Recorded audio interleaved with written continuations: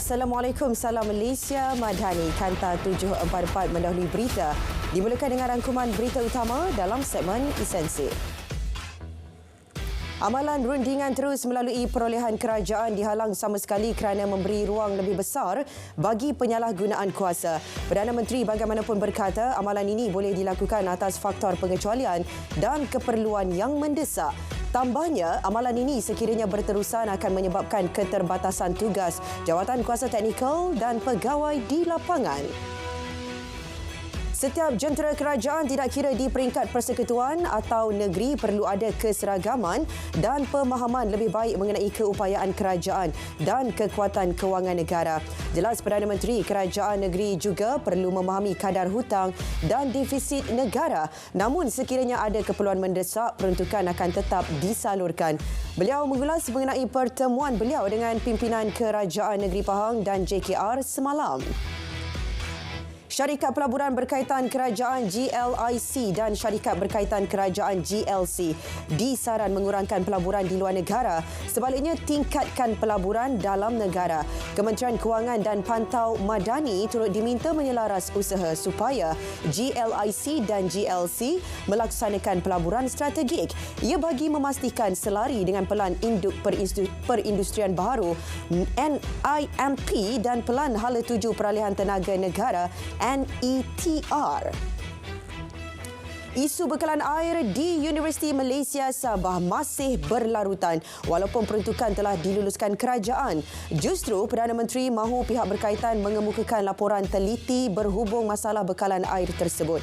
Kerajaan Persekutuan pada 31 Mei tahun lepas telah meluluskan peruntukan RM3 juta kepada UMS bagi membantu menyelesaikan masalah bekalan air.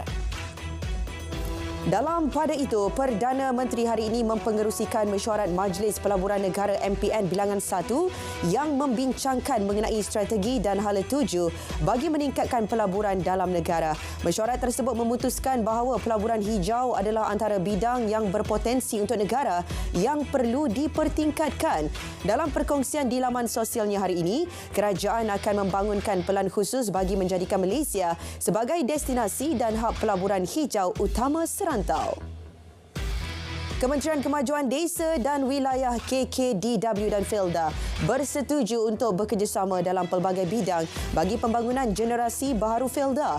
Ia termasuk infrastruktur, modal insan dan TVET. Pelbagai perkara lain juga akan dibincangkan dari semasa ke semasa bagi memudahkan pengubahsuaian akta dan perubahan sosioekonomi warga peneroka.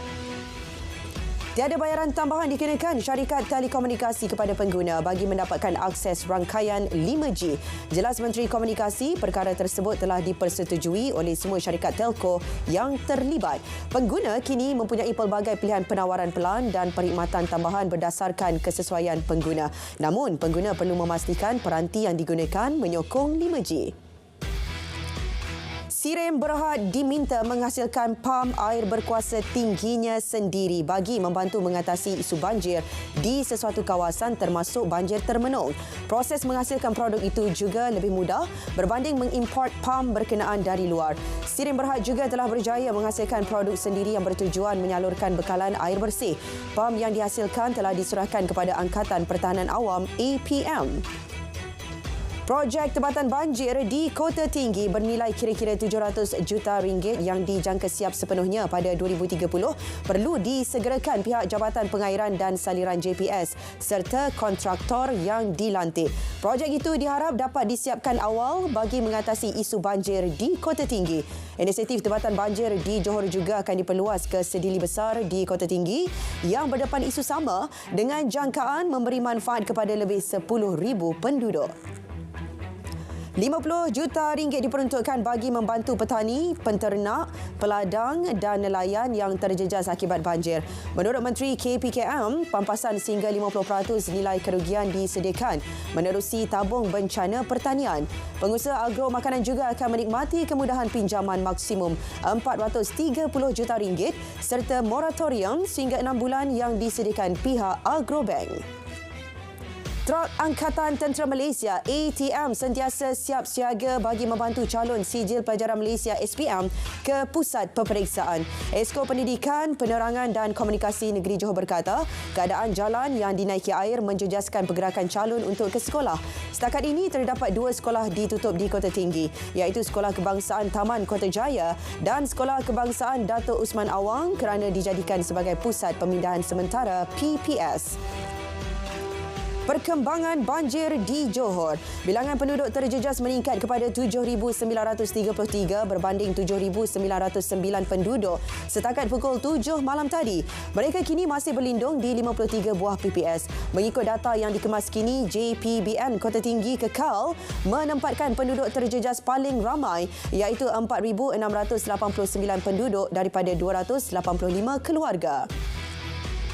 Situasi sama turut berlaku di Pahang. Jumlah penduduk terjejas sedikit meningkat iaitu seramai 1,077 orang setakat pukul 7 malam berbanding 1,074 pada pukul 4 petang tadi. Ia berikutan pertambahan penduduk terjejas banjir di PPS Sekolah Kebangsaan Leban Condong di Rompin. Menurut portal info bencana JKM, sebanyak 21 PPS masih dibuka menempatkan 306 buah keluarga di 3 daerah iaitu Rompin, Pekan dan Maran. Hari ke-8 sejak sistem padu dilancar menyaksikan lebih sejuta individu telah mendaftar setakat pagi tadi. Menteri Ekonomi menyatakan angka itu termasuk kanak-kanak di bawah 18 tahun. Seluruh jentera kerajaan turun membantu untuk memastikan dapat meminimumkan risiko keciciran dalam pelaksanaan subsidi bersasar melalui pendaftaran padu. Beliau turut memohon bantuan rakyat bagi membantu mereka yang kurang mahir digital untuk mendaftar termasuk ibu bapa, keluarga dan jiran. Dalam pada itu, padu dibangunkan sepenuhnya penjawat awam tanpa penglibatan pihak ketiga.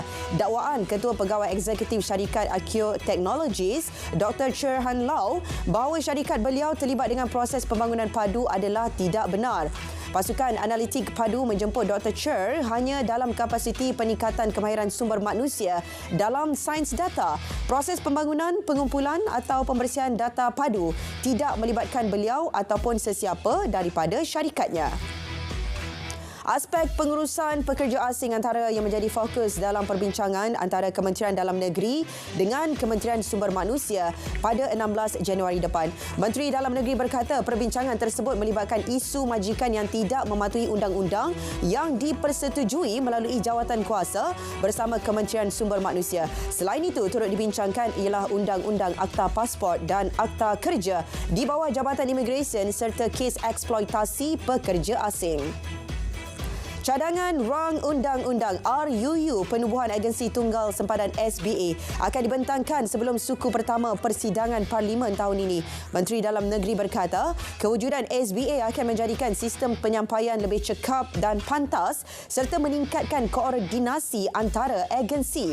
Inisiatif SBA yang dirancang sejak 2018 bagi menggantikan lebih 20 agensi penguat kuasa itu akan mengambil contoh agensi sempadan di Amerika Syarikat, United Kingdom, Kanada dan New Zealand. Sebuah pasukan data sains diwujudkan Kementerian Dalam Negeri bagi menganalisis data-data jabatan dan agensi di bawah seliaannya. Ia melibatkan antaranya Polis Diraja Malaysia, Jabatan Imigresen, Jabatan Pendaftaran dan Agensi Anti Dadah Kebangsaan. Menterinya berkata, penubuhan pasukan ini akan menjadi satu dimensi baru dalam membantu kementeriannya merangka pelan strategik dari hasil data tersebut. Harga bawang India meningkat susulan sekatan ekspor dikenakan di negara itu sehingga 31 Mac tahun ini. Ia berikutan kerajaan India menyekat ekspor bawang bagi memastikan bekalan domestik mereka mencukupi terutamanya semasa berlangsung pilihan raya. KPDN juga telah memaklumkan isu bawang ini kepada Kementerian Pertanian dan Keterjaminan Makanan dalam usaha mencari alternatif meningkatkan bekalan bawang di negara ini. Kementerian Pertahanan akan menumpukan 5 fokus utama baru bagi perancangan dan hala tuju tahun 2024. Salah satu fokus utama memastikan sistem pertahanan negara sentiasa dalam keadaan bersedia. Berdasarkan anggaran perbelanjaan Persekutuan 2024, kementerian itu akan menerima peruntukan keseluruhan kira-kira 19.7 bilion ringgit. Ia meningkat sebanyak 2 bilion ringgit berbanding tahun lalu. Sistem pembayaran terbuka bagi rangkaian perkhidmatan pengangkutan awam kendalian prasarana Malaysia Berhad akan bermula tahun depan. Kemudahan itu akan disediakan di 140 stesen merangkumi transit aliran ringan LRT, transit aliran massa MRT dan monorail. Pelaksanaan itu memerlukan sedikit masa bagi meneliti beberapa perkara sebelum dapat dilaksanakan sepenuhnya. Ia mengambil kira proses mengubah suai gantry di setiap stesen agar dapat diintegrasi menggunakan sistem tersebut. Pembinaan 5 stesen transit aliran ringan 3 LRT 3 yang dibatalkan sebelum ini dijangka bermula pada tahun 2027. Pembinaan 5 stesen baru itu tidak akan dapat diselesaikan atau dilaksanakan menjelang tahun depan. 5 stesen tersebut merupakan stesen pilihan dan akan mengambil masa 2 tahun untuk dilaksanakan. Pada masa sama, status projek LRT 3 yang kini telah mencapai 91.68% setakat 25 Disember tahun lepas serta pengoperasiannya disasar bermula pada 1 Mac depan. Pandangan seorang pelakon terkenal tanah air berhubung cadangan membuka rumah pelacuran kepada warga asing sebagai langkah mengurangkan kes rogol dalam negara ini tidak boleh diterima. Jelas Menteri di Jabatan Perdana Menteri Hal Ehwal Agama, cadangan yang diberikan jelas bertentangan dengan peruntukan Undang-Undang Sivil dan Syariah. Menurut beliau, lagi dalam mencari penyelesaian terhadap permasalahan yang dihadapi, kaedah fiqah sewajarnya dijadikan panduan. Kerajaan Negeri Pahang akan menaikkan jumlah pemberian bantuan khas kewangan kepada kesemua penjawat awam jika berjaya memperoleh kutipan hasil melebihi sasaran yang ditetapkan. Menurut Menteri Besar, ia sebagai menghargai jasa penjawat awam di negeri itu. Kerajaan negeri sebelum ini menetapkan sasaran kutipan hasil sebanyak 1.136 bilion ringgit sepanjang tahun 2024. Masalah capaian internet dihadapi penduduk kampung Sungai Bayu Dalam di Gua Musang, Kelantan sejak 10 tahun lalu bakal selesai. Ia selepas kampung itu disenaraikan dalam perancangan pelaksanaan menara telekomunikasi baharu di bawah projek jalinan digital negara Jendela Fasa 2. Daerah Baling bakal menjadi tumpuan pelancong selepas beberapa produk pelancongannya dinaik taraf menjelang Tahun Melawat Kedah 2025. Antara tarikan 7 kawasan pelancongan di Ulu Legong, 4 kawasan di Weng dan beberapa gua seperti di Gua Sirih.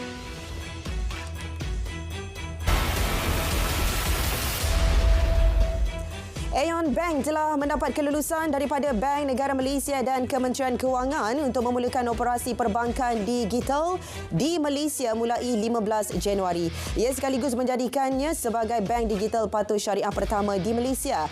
Misi utamanya adalah untuk memajukan promosi inklusi kewangan dan perbankan Islam. Ia juga menyasarkan pelancaran berfasanya pada separuh pertama tahun ini. Data Sonic Group Berhad telah menerima surat lanjutan daripada Kementerian Dalam Negeri bagi pembekalan chip pasport Malaysia, dokumen pasport dan muka surat Bayrata Polikarbonat. Ia bagi tempoh 6 bulan mulai 1 Disember 2023 hingga 31 Mei 2024. Surat lanjutan itu melibatkan nilai kumulatif sebanyak 134.95 juta ringgit. Misi membawa bekalan perubatan ke utara Gaza oleh Pertubuhan Kesihatan Sedunia WHO pada Ahad terpaksa dibatalkan akibat ancaman keselamatan. Ini kali keempat pihaknya terpaksa berbuat demikian sejak 26 Disember lalu. Kali terakhir bantuan perubatan sampai ke utara Gaza ialah 13 hari lalu. Sementara itu, Setiausaha Negara Amerika Syarikat Anthony Blinken tiba di Tel Aviv pada Isnin.